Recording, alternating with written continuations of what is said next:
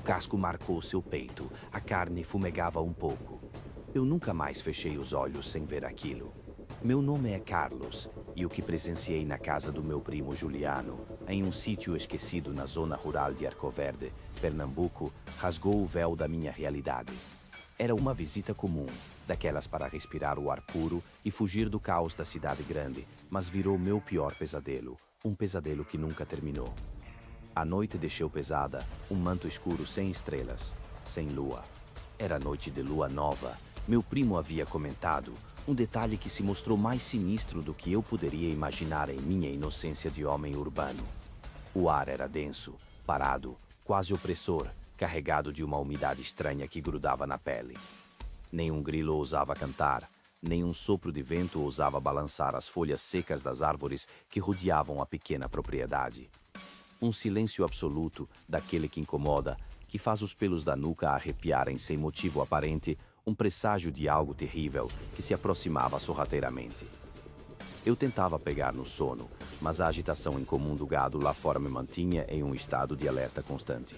Bufadas pesadas, mugidos baixinhos e roucos, um chacoalhar contínuo nas baias de madeira velha. Os animais pareciam nervosos, inquietos, agitados, como se sentissem algo que meus sentidos urbanos, embutados pelo conforto e pela rotina, não conseguiam captar, uma ameaça invisível. Uma apreensão se instalou em mim, fria e persistente, como um roedor que começa a roer por dentro. Eu parei. Escutei. Nada. Apenas a respiração pesada dos bichos e o meu próprio coração martelando no peito. De madrugada, o silêncio se quebrou. Não pelos animais, que agora estavam estranhamente quietos, em um silêncio ainda mais perturbador, mas por um som novo, diferente de tudo o que eu já havia ouvido. Pesado, arrastado, um som de madeira rangendo sob um fardo imenso. Não eram passos humanos, eu sabia. Eram batidas surdas, ritmadas, um pum, pum, pum contínuo, no telhado de barro da casa.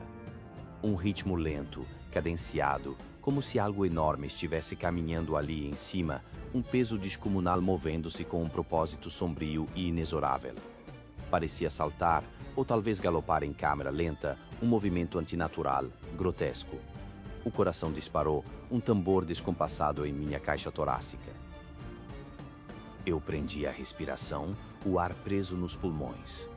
Meus olhos fixaram o teto escuro, esperando que o som parasse, que fosse apenas um galho, um animal grande qualquer levado pelo vento. Mas não era.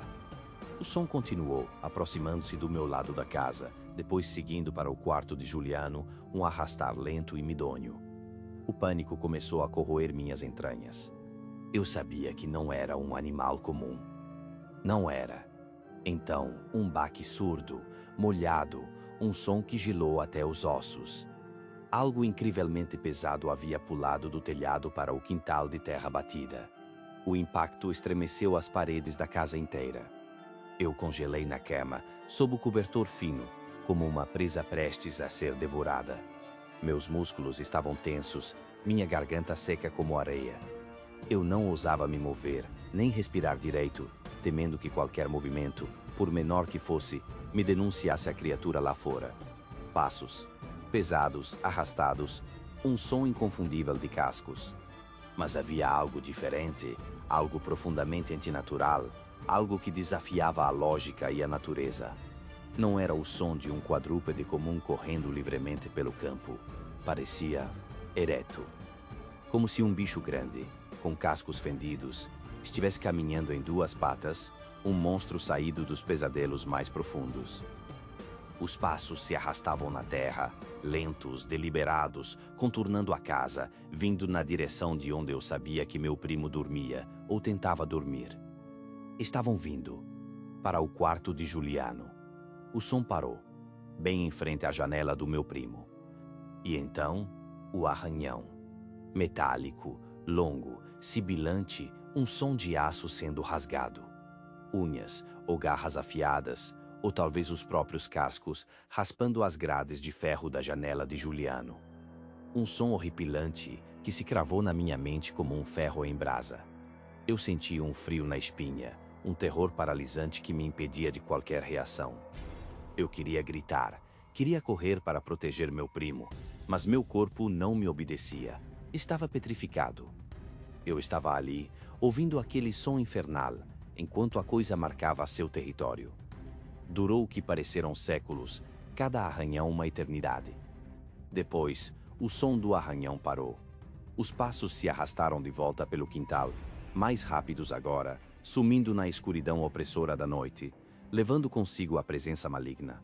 Um silêncio sepulcral voltou a cair sobre o sítio, um silêncio ainda mais pesado que o anterior. Eu permaneci acordado, os olhos arregalados no escuro, tremendo de medo até a primeira luz fraca do amanhecer. A primeira luz do sol trouxe um alívio temporário, mas a apreensão ainda me sufocava, pesando no peito. Eu corri para o quarto de Juliano. Ele estava sentado na cama, imóvel, em uma posição estranha e desconfortável. Os olhos abertos, vidrados, fixos em um ponto invisível na parede, vazios de qualquer emoção. Catatônico.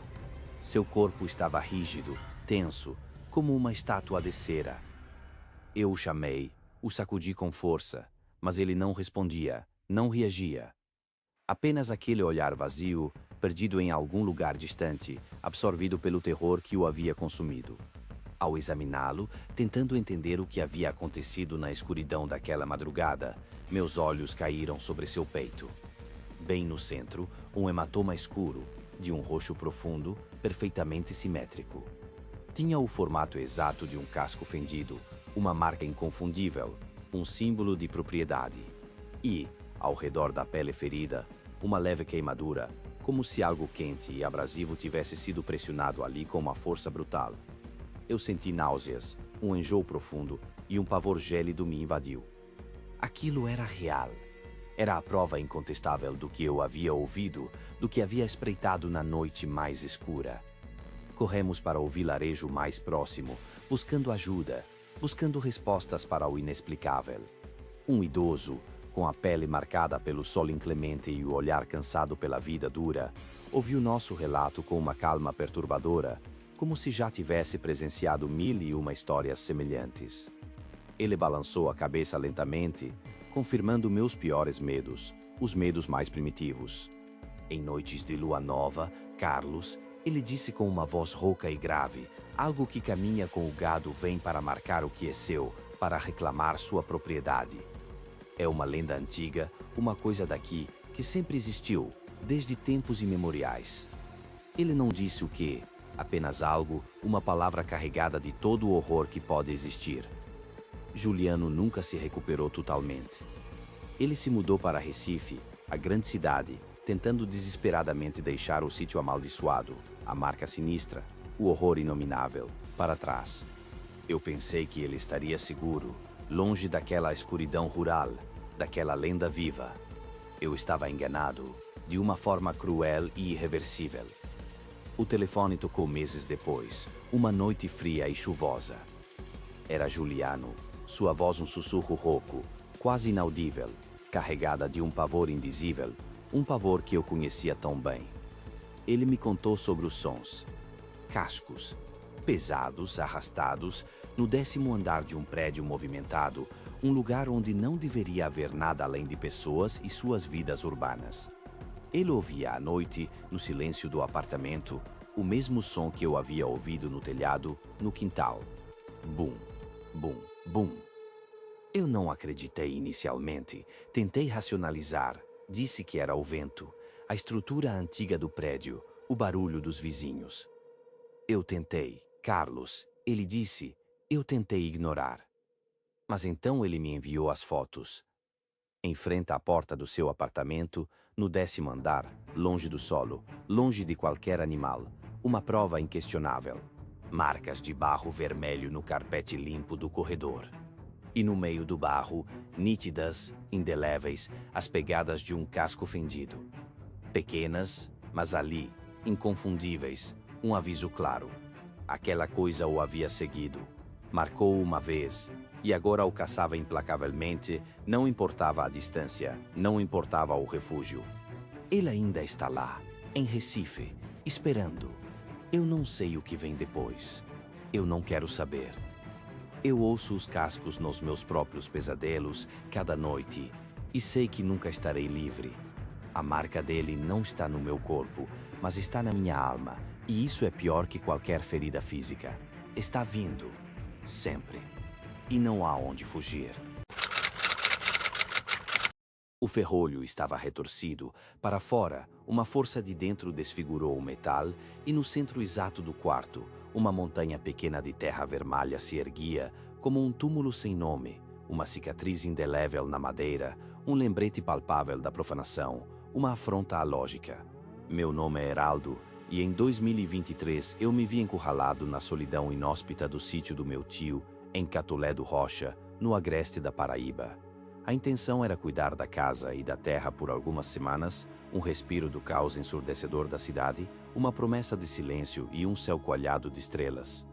Mas a paz prometida nunca veio, trocada por uma vigília silenciosa e aterrorizante que corroeu minha alma dia após dia, noite após noite, transformando o descanso em agonia. Tudo começou com uma luz, uma presença anômala que se anunciava nas noites sem estrelas, quando o breu do sertão engolia qualquer vestígio de civilidade, quando o mundo parecia se recolher em um sono profundo e ameaçador. Ela surgia, sempre, com uma pontualidade macabra que me gelava o sangue, sobre a serra que ladeava a propriedade, um ponto de luz branca, límpida, com uma frieza que parecia sugar o calor do ar ao seu redor, deixando um rastro gélido que arrepiou meus pelos mesmo à distância, me fazendo puxar o casaco mais para perto. Não era uma luz comum, dessas que iluminam a noite ou que se dissipam com a neblina. Não irradiava, não projetava sombras longas e distorcidas nas árvores retorcidas de umbu e catingueira, nem iluminava o chão pedregoso abaixo dela. Flutuava, movia-se com uma precisão impossível para qualquer aeronave humana, sem ruído, sem o menor tremor, um balé fantasmagórico que desafiava todas as leis da física conhecidas, uma anomalia que deveria ser impossível, mas que estava ali. Eu passava horas na varanda, os olhos arregalados e fixos naquele espetáculo mudo, o estômago embrulhado em uma mistura amarga de fascínio e pavor indizível, uma náusea constante. Era um espetáculo particular, uma apresentação para um único espectador, e eu sentia, com a certeza fria de um presságio que me gelava até os ossos, que aquele show era só o prólogo, a cortina se abrindo lentamente para algo muito maior, algo que ainda não revelava sua verdadeira e terrorizante face. Os dias viraram noites, cada um mais longo e tenso que o anterior, uma contagem regressiva para o próximo terror, e a luz, antes distante e aparentemente inofensiva na crista da serra, começou a diminuir a distância entre nós com uma determinação assustadora, uma progressão que me impedia de respirar profundamente. A cada crepúsculo, quando o sol se punha em chamas alaranjadas e o mundo se vestia de sombras traiçoeiras, ela se mostrava mais próxima, a sua brancura ofuscante ganhando volume, parecendo me observar com uma inteligência que eu não conseguia sequer começar a compreender, mas que me paralisava em um medo primitivo, um medo que vinha de um lugar muito mais profundo do que a simples escuridão.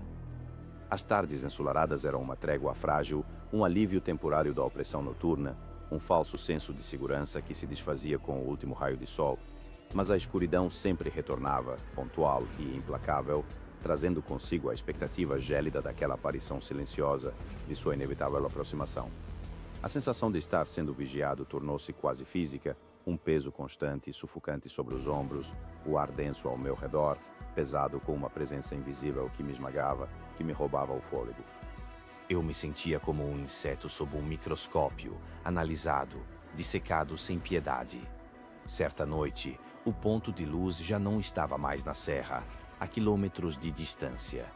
Estava baixo, muito baixo, pairando silenciosamente e ameaçadoramente acima dos eucaliptos altos que marcavam a divisa da propriedade, tão perto que eu podia quase sentir seu hálito frio e metálico, um zumbido quase inaudível ressoando no ar.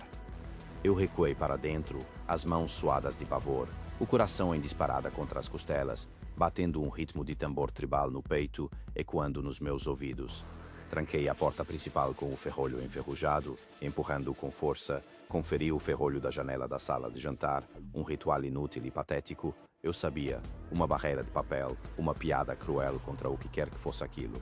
A casa, antes um refúgio seguro, agora parecia uma gaiola frágil, as paredes finas como papel, as janelas aberturas enormes para o desconhecido, para o terror que espreitava.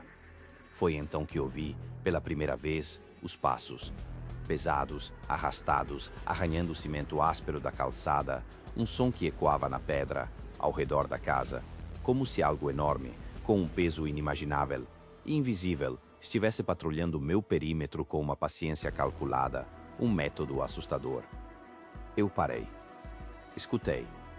Nada, apenas o zumbido insistente dos insetos noturnos e o meu próprio sangue martelando nas veias, o pânico subindo pela espinha.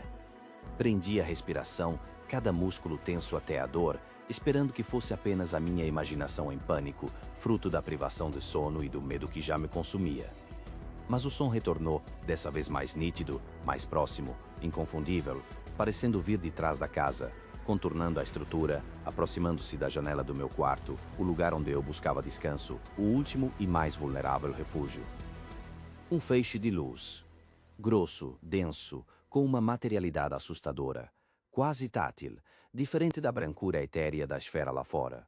Atravessou a fresta mínima da janela do meu quarto, como um invasor invisível rompendo a barreira da minha falsa segurança. Um raio de luz que era mais uma intrusão do que iluminação. Parecia um laser, mas com uma intensidade que deformava a percepção do espaço, uma coluna sólida de energia que dançava no ar poeirento do quarto, explorando os cantos escuros do cômodo, cada objeto, cada dobra da cortina empoeirada. Eu me encolhi na cama, tentando me fundir ao colchão, os olhos arregalados, fixos naquela invasão silenciosa, o corpo tremendo incontrolavelmente, um calafrio incessante. A luz se arrastou pelo chão de cimento batido, subiu pela parede de taipa, investigando cada ranhura, cada imperfeição, cada sombra que se alongava. Por um instante que pareceu uma eternidade, parou no meu rosto, e eu senti um frio cortante me atravessar até a alma, como se estivessem me examinando, me catalogando, me desnudando de qualquer privacidade, qualquer humanidade, reduzindo-me a uma amostra. Eu estava sendo estudado, escaneado, avaliado por algo que não tinha forma, mas que tinha olhos. As noites seguintes foram uma tortura contínua, uma espiral descendente de medo e exaustão, um ciclo infernal. A luz pairava imóvel por horas. Vigiando, os passos ritmavam minha insonia, marcando o tempo da minha agonia. O feixe de luz varria os cômodos em um ciclo interminável, uma invasão silenciosa e metódica que consumia minha sanidade, minha própria identidade. Dormir era um luxo que eu não podia mais me permitir. Cada cochilo era interrompido por um sobressalto, um calafrio, a certeza gelada de que algo estava ali, observando, esperando. Em uma dessas madrugadas infindas, quando o galo ainda não havia cantado e a lua já havia se escondido por trás das nuvens escuras, o barulho mudou. Não eram mais passos arrastados na calçada. Era algo correndo, com um peso assustador, um som oco e potente que reverberava por toda a casa, sobre o telhado de telhas francesas, como se um animal gigantesco ou uma máquina pesada estivesse perseguindo algo invisível acima da minha cabeça. Um som que parecia quebrar a estrutura da casa. Eu me levantei em um salto, tropeçando no escuro total do quarto, o terror gelado me impulsionando para a porta, para longe dali. A voz. Uma voz metálica, sem vida, fria como o vácuo interplanetário, pronunciou meu nome, Heraldo, com uma dicção gutural, uma vibração que parecia vir de lugar nenhum e de todos os lugares ao mesmo tempo, atravessando a madeira fina da porta do meu quarto, vibrando na maçaneta, no chão, no ar ao meu redor. Eu estava na minha própria casa, no meu próprio quarto, mas não estava sozinho. Havia algo do lado de fora daquela porta, me chamando, me esperando, e a simples menção do meu nome, desprovida de qualquer emoção, de qualquer calor, era mais aterrorizante do que qualquer grito, do que qualquer rosnado. Eu encostei a testa na madeira fria, sentindo o frio do lado de lá se infiltrar na minha pele, o coração batendo um ritmo insano contra a minha caixa torácica, cada batida um aviso, um alarme ensurdecedor. A pior parte veio em seguida, um golpe final na minha já fragilizada sanidade, a confirmação de que minhas barreiras eram ineficazes. Lembro-me claramente, a respiração presa na garganta, o suor escorrendo pelas costas, um arrepio que me percorreu dos pés à cabeça, um frio que vinha de dentro. O quarto de hóspedes. Eu tinha certeza absoluta de que a porta estava trancada, a janela fechada e com o ferrolho passado, um cuidado extra que eu havia tomado devido aos meus medos crescentes, uma última esperança de segurança. Mas, De alguma forma inexplicável, algo havia entrado. A porta ainda estava trancada, o ferrolho da janela no lugar, intocado, mas a sensação de uma presença avassaladora, uma escuridão invisível e opressora, sufocava o ar do cômodo, tornava a respiração difícil, parecia sugar o oxigênio. O pavor me dominou completamente, um pânico visceral que me impulsionou a uma decisão irracional, desesperada. Eu não podia mais ficar ali, nem por mais um segundo. Agarrei as chaves do carro, saltei pela janela da cozinha sem pensar, sem hesitar, rasgando a pele no batente de madeira áspera, sem me importar com a dor física aguda, apenas com a fuga, com a necessidade urgente de escapar. O instinto de sobrevivência berrava em meus ouvidos, mais alto do que o som do meu próprio coração batendo. Liguei o motor, as mãos tremendo incontrolavelmente no volante, a chave quase escapando dos meus dedos, o carro cantando pneus na terra batida, levantando uma nuvem de poeira vermelha que engolia a casa. Olhei para trás, pelo retrovisor embaçado pela poeira e minhas lágrimas escorrendo, e vi. A esfera de luz, branca e fria, flutuava silenciosamente no ar noturno, me seguindo com uma persistência implacável, ganhando velocidade como se estivesse conectada aos meus batimentos cardíacos, uma extensão do meu próprio terror. E os passos pesados, arrastados, com um som que parecia rasgar o chão ao lado do carro, corriam ao lado do meu veículo, acompanhando minha velocidade, a cada batida um lembrete vívido e aterrorizante do que eu tentava desesperadamente deixar para trás, um pesadelo que corria ao meu lado, incansável, inabalável. Consegui chegar à cidade, ao encontro do meu primo, o corpo em choque, a mente em frangalhos, a voz embargada pelo terror que havia me engolido, as palavras mal formadas na minha boca. Relatei tudo, as palavras se atropelando, a história quase incompreensível de tão fragmentada e caótica. Ele, cético a princípio, com um olhar de desconfiança e pena, concordou em ir comigo ao sítio na manhã seguinte para verificar, para me acalmar, eu achava, para provar que eu estava louco. O que ele encontrou, contudo, confirmou meus piores medos, materializando a invasão. O ferrolho da janela do quarto de hóspedes estava retorcido, torcido de dentro para fora. Uma força descomunal havia forçado o metal, moldando como se fosse argila mole, uma prova irrefutável de que algo havia agido ali, de dentro para fora, algo que não precisava de chaves ou aberturas. E ali, no centro exato do cômodo, onde a presença silenciosa havia se manifestado, onde o ar havia se tornado pesado com a escuridão, havia um monte de terra vermelha, uma pequena montanha, como se algo tivesse sido depositado com propósito, ou escavado por mãos invisíveis, uma estranha ofrenda, ou um sinal macabro. Eu não voltei mais ao sítio. Eu não consigo. Nem dormi direito desde então. Aquilo me viu. Aquilo me achou. O eco daquele grito ainda rasga meus tímpanos, vindo de paredes que não existem mais. Aquele som, Beto, meu nome é Beto, e o que vivi naquela tarde de novembro, na Serra de Teixeira, Paraíba, me roubou a paz, mudou a percepção da realidade. Não era uma lenda tola, não era folclore pueril, era algo vivo, palpável, com uma fome insaciável, algo maligno que espreitava nas profundezas da terra. Eu era um homem de ciência, um fotógrafo com um olhar treinado para a lógica, para a composição perfeita, para a beleza geométrica do mundo. Acreditei na matéria, no visível, no mensurável.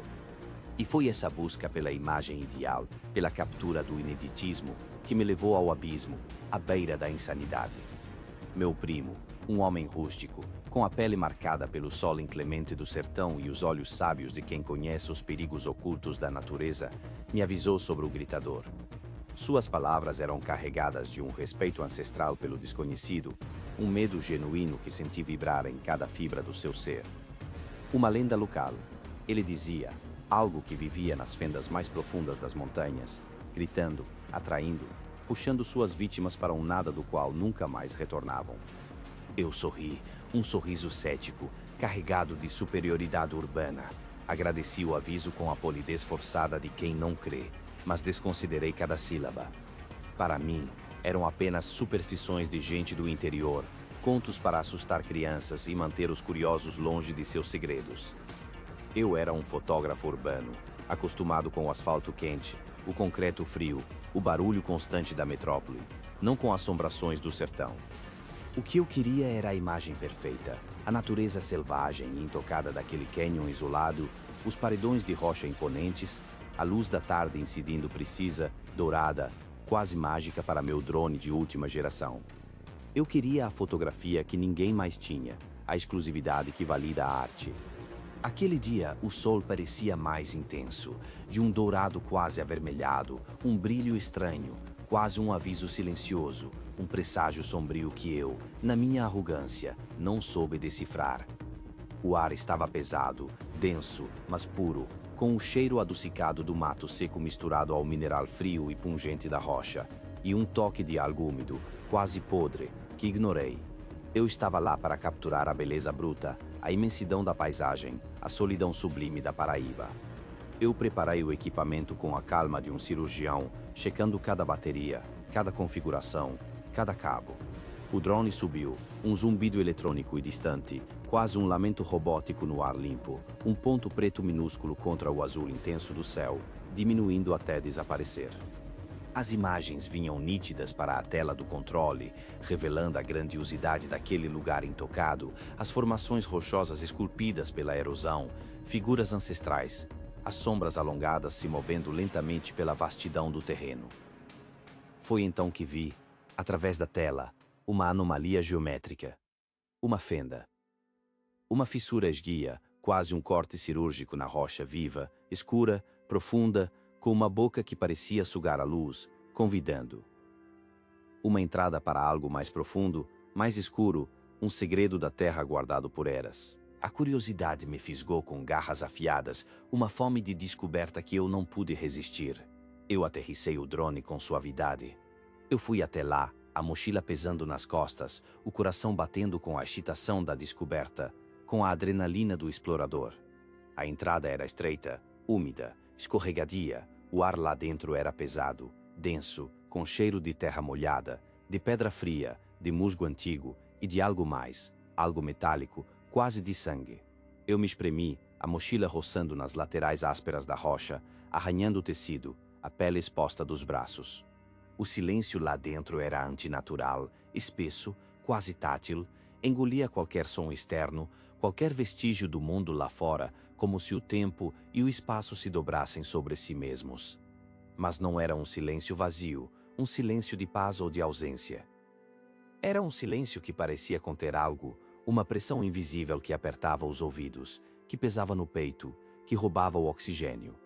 Eu senti um arrepio subindo pela espinha, um frio que não vinha da temperatura ambiente, mas de uma premonição gélida, de um pressentimento de algo terrível. Eu caminhei, devagar, um passo de cada vez, o foco potente da lanterna do celular cortando a escuridão absoluta, revelando formas grotescas nas paredes de rocha, sombras dançantes que pareciam se mover por conta própria, figuras disformes, rostos distorcidos esculpidos na pedra bruta. Minha respiração era a única melodia, o som rítmico e um pouco acelerado da minha própria vida, uma batida solitária no vácuo. Então, um som. Um grunhido baixo, quase animal, profundo, primal, que reverberou das paredes de pedra como se a própria montanha estivesse viva e sofrendo uma dor ancestral. Eu parei, instantaneamente. Escutei. Nada. Apenas o pulsar do meu próprio sangue nas veias, um tambor surdo, o eco da minha ansiedade na caverna da minha mente, que começava a duvidar da própria sanidade. Eu tentei me convencer. Era o vento, o assentamento da rocha, a acústica estranha do lugar, tudo menos o que parecia ser. Mas logo depois, o grito. Um grito humano, agudo, dilacerante. Um lamento de pura agonia, que parecia vir de dentro da própria rocha sólida. Não era um eco distante. Não era o vento brincando de sussurrar. Era como se a pedra gritasse, como se 1000 almas presas ali por séculos uivassem por libertação, por justiça, por redenção. O som não era estático. Ele se movia. Rápido. Da minha esquerda para a direita, depois acima da minha cabeça, na velocidade de um vulto invisível, de um predador inumano que brincava com sua presa. Eu senti o coração disparar no peito, uma batida descompassada, violenta, martelando nas costelas, subindo pela garganta, quase explodindo. O medo subiu, uma onda gelada e paralisante, me sufocando, me impedindo de respirar. Eu tentei gritar. A voz falhou, presa, um ruído seco na garganta, um engasgo de pavor. Eu tentei correr. As pernas travaram, como se enraizadas no chão úmido e frio, presas por uma força invisível. O ar rarefeito, a claustrofobia esmagadora. A luz. A luz ambiente começou a mudar. Um tom alaranjado doentio, quase um vermelho sangue desbotado, tingindo tudo com uma aura macabra, como um pôr do sol eterno e distorcido que nunca terminava, apenas agonizava. Eu olhei para meu relógio de pulso, um modelo digital com ponteiros analógicos, presente de minha avó no meu aniversário de 21 anos, um objeto de confiança. Os ponteiros. Eles giravam. Para trás. Lentamente no início, cada tic-tac um golpe contra a realidade, depois mais rápido, numa vertigem temporal que torcia a realidade, o tempo se desfazendo, se revertendo. O tempo parecia desmoronar ao meu redor, as leis da física se dobrando, se quebrando, perdendo todo o sentido. O grito recomeçou, ainda mais alto, agora múltiplo, vindo de todos os lados, um coro infernal de desespero, de almas condenadas gritando seu tormento. Eu fechei os olhos com força, apertei as mãos contra as orelhas, tentando bloquear a cacofonia do inferno, o som que prometia a loucura. Mas o som perfurava, rasgava a mente, penetrava a alma, um buraco negro de terror. Era inútil. E então, a voz, baixa, rouca, gutural, sibilante, vinda do chão, de algum lugar subterrâneo, parecendo vibrar na própria rocha sob meus pés, em cada célula do meu corpo, ressoando nos meus ossos. Por aqui, ela sussurrou um convite macabro, uma promessa de condenação eterna. Eu sentia algo me puxar.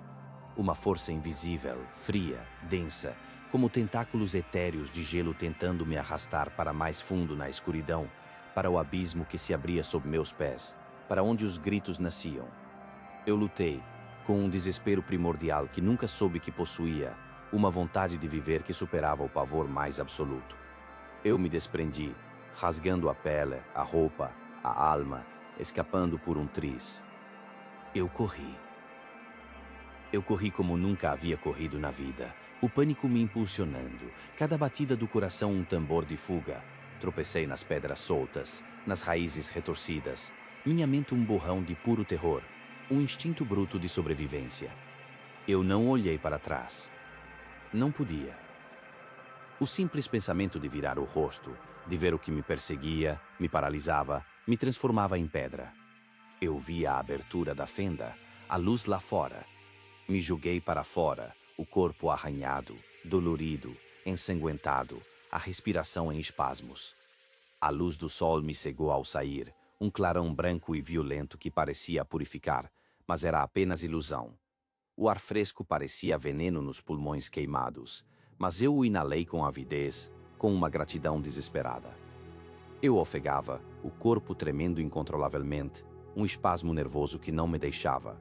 Caí de joelhos na terra batida, o suor escorrendo, misturando-se com lágrimas e poeira, sujando o rosto. Eu estava a salvo. A salvo. Ou assim eu pensei, na minha ingenuidade, na minha pequena mente humana que tentava dar sentido ao inexplicável, que se recusava a aceitar o sobrenatural. Dias depois, de volta ao apartamento na capital, o cheiro de ozonil e concreto substituindo o cheiro da terra e do musgo, a rotina tentando me curar, me ancorar à sanidade, fui revisar as gravações de áudio do drone. Imagens perfeitas, sons da natureza, o zumbido familiar e inofensivo da hélice. Eu me sentia quase normal, quase. Mas então, quase inaudível, um sussurro, um som que não deveria existir em um campo sonoro tão limpo. Não era o meu. Não era o vento. Não era nada que deveria estar ali. Era uma voz. Clara. Fria. Deixou a porta aberta. A voz etérea disse, com uma entonação que era quase uma risada sombria, um escárnio cruel. Um frio percorreu meu corpo, um frio que não era do ambiente, mas do reconhecimento súbito de um erro fatal, de uma brecha na minha existência. Desde então, a paz é uma lembrança distante, um luxo que me foi negado, que me foi roubado. Eu ouço arranhões, pequenos, ritmados, constantes, vindos de dentro das paredes de concreto, da minha sala, do meu quarto, da minha própria vida. Vozes, murmúrios indistintos, chamados. A cada noite, a certeza de que algo me seguiu, que aquela entidade me perseguiu através das distâncias, através da matéria sólida do mundo, de algum lugar além. Ou que eu, de fato, abri uma porta, uma fenda, uma brecha invisível e irreversível, para algo que não deveria ter sido despertado, algo que estava adormecido há milênios, esperando um convite. E agora, está aqui, comigo, nas minhas paredes. Minha sanidade se esvaiu naquela noite, a cada sombra, a cada ruído no escuro, eu sinto os olhos dele. Nunca mais fui o mesmo. Meu nome é Juliano, e o que aconteceu comigo em uma madrugada qualquer, na estrada de terra que ligava para Natinga a Gaúcha do Norte, no Mato Grosso, mudou a minha vida para sempre. Eu era técnico de manutenção de máquinas agrícolas, um trabalho que me fazia rodar muito, muitas vezes em horários ingratos. A moto, minha companheira fiel, cortava o silêncio do cerrado, um som familiar que me trazia uma estranha sensação de paz, mesmo na solidão daquelas estradas abandonadas. Eu estava acostumado, acreditem, estava acostumado com o escuro, com os bichos que cruzavam o caminho, com o vento gelado no rosto. Mas aquela noite, o ar parecia denso, pesado demais. Uma sensação estranha se instalou na boca do estômago, um pressentimento que eu tentei ignorar. Era por volta da meia-noite, talvez 1 da manhã, não me recordo com exatidão, apenas que a escuridão era completa, total. A luz do farol da motomala arranhava a imensidão da noite. Eu estava a vários quilômetros de qualquer fazenda, em um trecho particularmente ermo, quando um cheiro azedo, metálico, invadiu minhas narinas. Era nauseante, forte. Eu forcei o nariz, tentando identificar a origem, mas não havia nada, apenas o mato seco e a poeira. Acelerando um pouco mais, desejei afastar aquela sensação ruim. Então, veio o som. Primeiro, um choro. Fraco, sutil, como o de uma criança perdida. Meu coração apertou. Em plena estrada de terra, a essa hora, era impossível. Eu diminuía a velocidade, cauteloso. O choro se intensificava, parecia vir da beira da estrada, da mata cerrada à minha direita. Uma angústia me tomou. Não podia ser. Eu parei a moto. O motor silenciou, deixando apenas o zumbido do vento e o som distante de insetos. Escutei. O choro aumentava, um lamento infantil que se tornava cada vez mais agudo, desesperado. E então, ele mudou. O choro, aquele choro infantil e sofrido, de repente se distorceu, alongou-se, transformou-se em um rosnado grave, profundo, animalesco. Um som que não pertencia a nada que eu conhecesse. Meu corpo gelou. Um arrepio correu pela minha espinha, da nuca até a base da coluna. O guidão da moto estremeceu em minhas mãos. O rosnado era próximo demais, muito próximo. Eu liguei a moto novamente. A pressa era urgente. A luz do farol varreu a beira da estrada. Nada. Eu comecei a acelerar, o pneu traseiro patinando na terra solta. E foi aí que eu o vi. À minha esquerda, surgindo da completa escuridão, uma figura esguia, incrivelmente alta. Quase 2 metros, talvez até mais. Magro, de uma magreza doentia, com a pele de um cinza pálido, quase fantasmagórico. O pescoço, eu juro, parecia quebrado, dobrado em um ângulo impossível, a cabeça pendendo de forma desajeitada. Não tinha rosto, ou pelo menos, não um rosto que eu pudesse reconhecer como humano. A criatura, que os moradores da região chamavam de Umanco, começou a me seguir. Um trote, torto, desengonçado, mas rápido. Surrealmente rápido. Eu acelerei a moto, o velocímetro marcando 60, 70, 80 quilômetros por hora. O manco não se afastava. Ele mantinha a distância, correndo ao lado da moto, com um ritmo perturbador, como se o esforço não fosse nada. Seus olhos. Ah, aqueles olhos. Completamente pretos, mortos, vazios, fixos em mim, sem piscar, sem emoção, apenas um abismo de escuridão me encarando. A lenda dizia que olhar muito para o manco significava perder a sanidade, uma loucura lenta e irreversível. Eu tentei desviar o olhar, mas era como se meus próprios olhos estivessem grudados nos dele, uma força invisível me prendendo àquela visão de puro terror. Ele não atacava, não estendia os braços longos e finos. Ele apenas me acompanhava, um pastor macabro guiando sua ovelha assustada. O vento chicoteava meu rosto, a poeira da estrada levantava atrás de mim, mas eu só conseguia ver o manco ao meu lado, a silhueta distorcida correndo com uma agilidade impossível. Cada segundo era uma eternidade de pavor gelado. Meu corpo tremia incontrolavelmente, um suor frio escorria pelas minhas costas, mas eu não conseguia parar, não podia parar.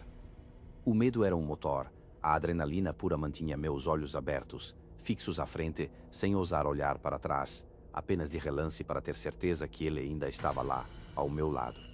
Então, ao longe, uma luz. Fraca, trêmula, uma fazenda. Eu gritei, um grito silencioso de alívio puro que rasgou minha garganta por dentro. Acelerei ainda mais, empurrando a moto ao limite. A luz crescia, um farol de esperança na escuridão opressora. E, tão de repente quanto apareceu, o manco parou. Ou eu o deixei para trás. Não sei dizer. Ele simplesmente não estava mais ao meu lado. Eu não olhei para trás, nem por um segundo. Apenas segui em frente, o mais rápido que podia, até a porteira da fazenda, que por sorte estava aberta. Eu só parei quando estava bem dentro do pátio iluminado, ofegante, o coração batendo como um tambor descontrolado no peito. As pernas bambas mal me aguentavam.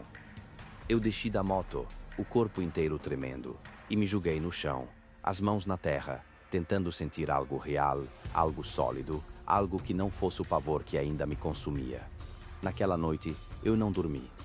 Na manhã seguinte, ainda com o corpo moído pelo medo e pela tensão, eu decidi voltar ao local. Algo me impulsionava. Eu precisava ter certeza, precisava de alguma prova, por mais terrível que fosse. Com o sol alto, a estrada parecia menos ameaçadora, mas o cheiro ainda pairava no ar, fraco, mas presente. E lá estavam elas, na terra úmida, bem na beira da estrada, pegadas. Humanas, sim, mas gigantescas. O comprimento de duas das minhas mãos, as marcas dos dedos afundadas na terra como garras. Eu nunca mais viajei sozinho à noite por estradas de terra. Não consigo. O medo de que o manco esteja me esperando, observando, pastorando, é um fardo que levo comigo.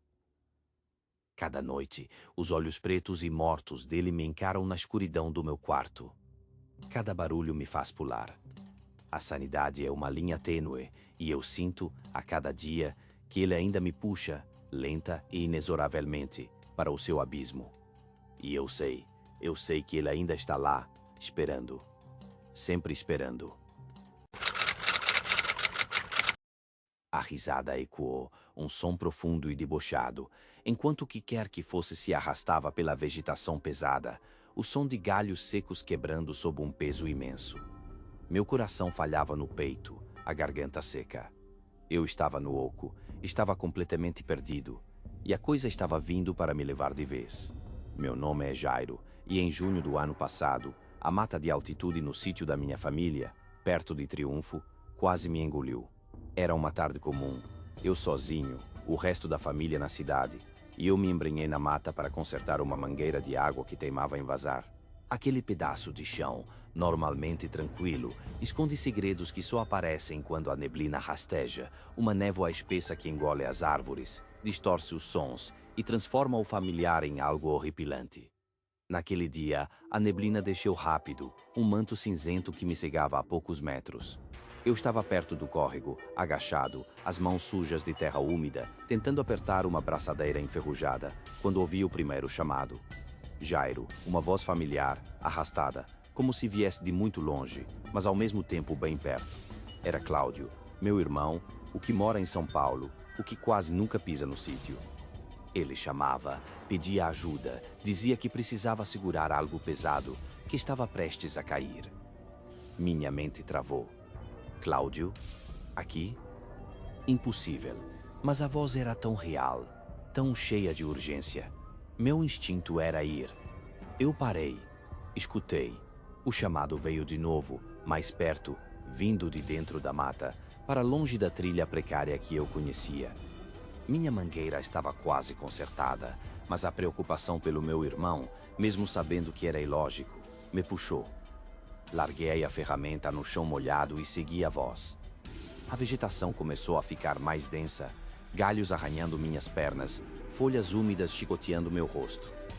A neblina se fechou ainda mais, transformando o mundo em um túnel branco, e a mata, que antes era só árvores, virou uma parede de escuridão verde. Eu continuei chamando por Cláudio, a voz embargada, mas só ouvia a minha própria resposta, abafada pela neblina. Então, ouvi de novo, Jairo, por aqui, mas não era Cláudio. Era a voz do meu pai, velha e cansada, como se ele estivesse exausto. Meu pai. Meu coração disparou. O que ele estaria fazendo ali, no meio da mata, sozinho? Ele sabia dos perigos. E ouvi um grunhido de resposta, vindo de uma clareira pequena, quase imperceptível. Avancei, as folhas escorregadias sob meus pés, e vi um vulto alto, parado, parcialmente escondido pela neblina. Era ele, eu tinha certeza, a postura, o chapéu de palha amassado. Eu me aproximei, chamando, mas o vulto não respondia, não se movia. A neblina dançava em torno dele, quase o consumindo. Estiquei a mão, um frio estranho me subiu pela espinha e toquei o que eu pensei ser o ombro do meu pai.